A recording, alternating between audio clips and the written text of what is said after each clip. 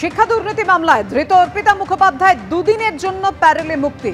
গতকাল মা মারা গেছেন, শেষকৃত্যে যোগ দেওয়ার জন্য প্যারোলে মুক্তি অর্পিতা মুখোপাধ্যায়। বিকেল 5:30 নাগাদ আলিপুর মহিলা জেল থেকে বের করা হয় পার্থ চট্টোপাধ্যায়ের বান্ধবী অর্পিতাকে।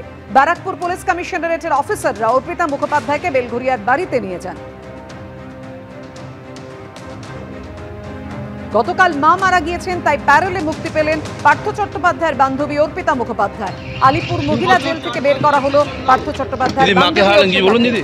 ব্যারাকপুর পুলিশ কমিশনারেটের অফিসাররা অর্পিতা মুখোপাধ্যায়কে বেলঘরিয়ার বাড়িতে নিয়ে যান। আমাদের সঙ্গে রয়েছেন আমাদের প্রতিনিধি প্রকাশ সিনহা। প্রকাশ, আর কি খবর রয়েছে তোমার কাছে? দেখো, ইতিমধ্যে আমরা দেখতে পাচ্ছি প্রেসিডেন্সি মহিলা জেল থেকে বার করে অর্পিতা মুখোপাধ্যায়কে বেলঘরিয়ার বাড়িতে নিয়ে যাওয়া হয়েছে এবং যেটা আদালত সূত্রের খবর, দুদিনের জন্য প্যারোলে ছাড়া হয়েছে এবং আদালতের নির্দেশ যে শেষকৃত্যের জন্য ছাড়া হচ্ছে। দুদিনের জন্য 24 ঘন্টা পুলিশের নজরদারিতে থাকতে হবে এবং আমরা দেখলাম তাকে জেল থেকে নিয়ে যাওয়ার জন্য ব্যারাকপুর কমিশনারেটের মহিলা অফিসাররা তারা কিন্তু প্রেজেন্ট ভ্যান নিয়ে এসেছিল এবং অর্পিতা মুখোপাধ্যায়, যাকে কিন্তু তুমি জানো শিক্ষা নিয়োগ দুর্নীতি মামলায় পার্থ চট্টোপাধ্যায় ঘনিষ্ঠ, তার বাড়ি থেকে প্রায় 50 কোটি টাকা পাওয়া গেছিল, প্রায় 2 কোটি টাকার গয়না পাওয়া গেছিল। তারপর থেকে সে কিন্তু জেলে ছিলেন এবং তাকে কিন্তু প্যারোলে ছাড়া হয়েছে, যেটা আদালত সূত্রের খবর।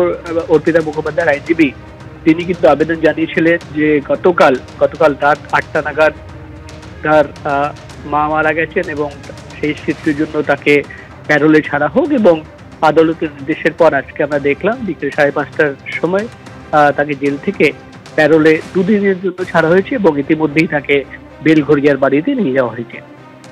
ধন্যবাদ তোমায়। ট্যাব জালিয়াতির পাশাপাশি এবার কন্যাশ্রী নিয়েও হ্যাকিং সংখ্যা রাজ্যে। সতর্ক করে জেলা শাসককে একাধিক নির্দেশিকা নারী ও শিশু কল্যাণ দপ্তরের। জেলা শাসক ছাড়াও সব জেলার সোশ্যাল ওয়েলফেয়ার ডিরেক্টরকে 6 দফা নির্দেশিকা জারি। কথা বলবো, আমাদের সঙ্গে রয়েছেন আমাদের প্রতিনিধি দীপক ঘোষ। দীপক, তাহলে সরকারি অ্যাপ, সরকারি অ্যাকাউন্টও সুরক্ষিত নয়, কি ব্যবস্থা নিচ্ছে প্রশাসন?